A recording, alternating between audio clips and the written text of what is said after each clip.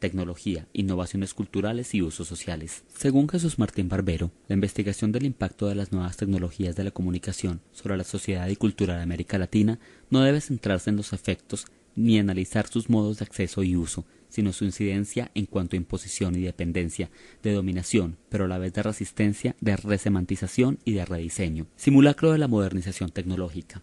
En América Latina se están imponiendo las nuevas tecnologías de una manera acelerada por parte de las empresas transnacionales en una época donde el capital está en crisis e intentan descentralizar el consumo informático. Este hecho está creando una esquizofrenia en los latinoamericanos entre una supuesta modernización y las posibilidades de apropiación e identificación cultural. Cada país ha acogido las nuevas tecnologías y las ha apropiado de distintas maneras, pero el encantamiento por ellas es muy parecido en ciudades y pueblos y existe la necesidad compulsiva de computadores, videojuegos, entre otros. Con las nuevas tecnologías en América Latina se está iniciando una nueva configuración cultural, en la que no solo se importan aparatos, sino modelos globales de organización del poder.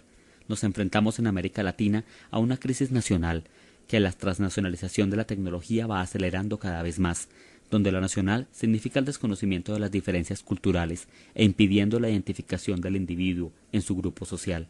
Existe un proceso de mistificación que opera con las nuevas tecnologías. Por un lado, en nombre de las nuevas tecnologías, de la memoria electrónica del pueblo latinoamericano debe renunciar a su propia memoria, porque en la dicotomía entre atraso y modernidad, la memoria popular del pueblo pasa a significar aquello que no cuenta, pues no es operativa y por tanto no aprovechable. Por otro lado, las más nuevas tecnologías están llegando a las mayorías latinoamericanas a través del cine y la televisión, en donde llegan espectacularizadas, donde la máquina de guerra se exhibe como bella y eficaz al servicio de los buenos. De esa manera, los sectores populares están siendo adaptados a las nuevas tecnologías. Los modos de uso como formas de resistencia. Se interroga la tecnología desde los modos de apropiación y uso que hacen de esta las clases populares, porque este es el lugar que se configura cada día con más fuerza como aquel desde el que es posible comprender históricamente el sentido que adquieren los procesos culturales, un lugar donde las culturas populares dejan de remitir a la pasividad frente a las tecnologías para descubrir su creatividad y conflictividad que muestra no el atraso del pueblo, sino la brecha en la modernidad que abren las culturas dominadas en su diferencia y en su resistencia. La identidad cultural latinoamericana en relación con las nuevas tecnologías, donde la nacional se reubica desde el paso por lo transnacional, la importación de formatos y tecnologías a lo regional, es decir, a las culturas populares. Con las nuevas tecnologías, las clases populares pueden identificarse frente a la homogeneización de la ciudad, apropiarse culturalmente de las tecnologías, hacer uso de ellas para crear, identificarse y crecer en su propia cultura. Una experiencia que muestra la apropiación de la radio en Lima, Perú, donde un grupo de mujeres hace uso de la grabadora y parlantes para hacer entrevistas entre las personas del barrio. A pesar de la censura por su ignorancia, iniciaron la grabación y emisión de una radionovela en la que reconstruyen la historia de cómo llegaron a la ciudad. Las tecnologías terminan siendo un recurso para conservar los símbolos de identidad de una cultura.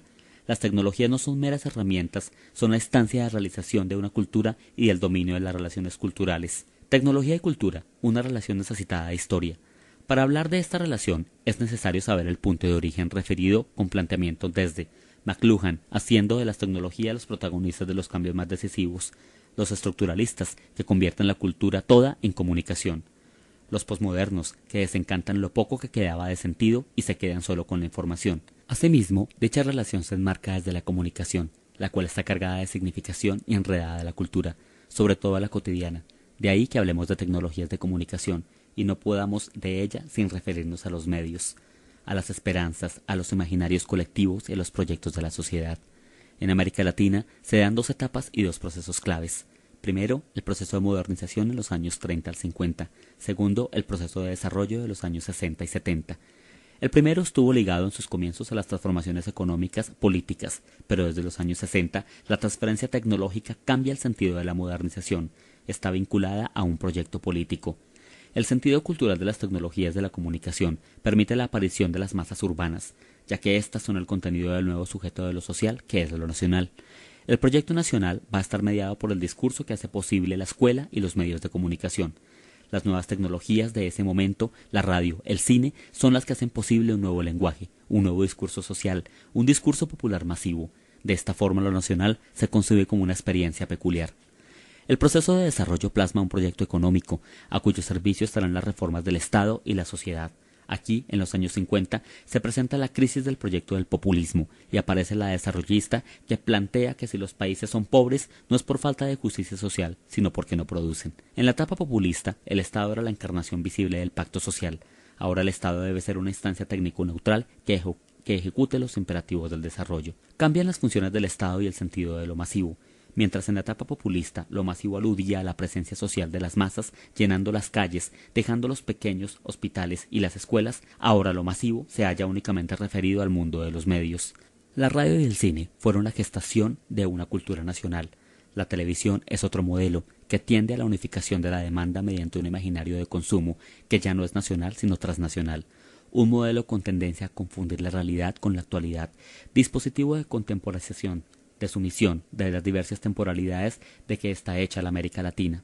Mutaciones culturales, una topografía movediza. Lo nuevo de las tecnologías de comunicación se debe estudiar en relación con lo social, y no solo lo tecnológico, teniendo en cuenta la actividad que éstas ejercen sobre el aspecto socioeconómico de la demanda y el diseño.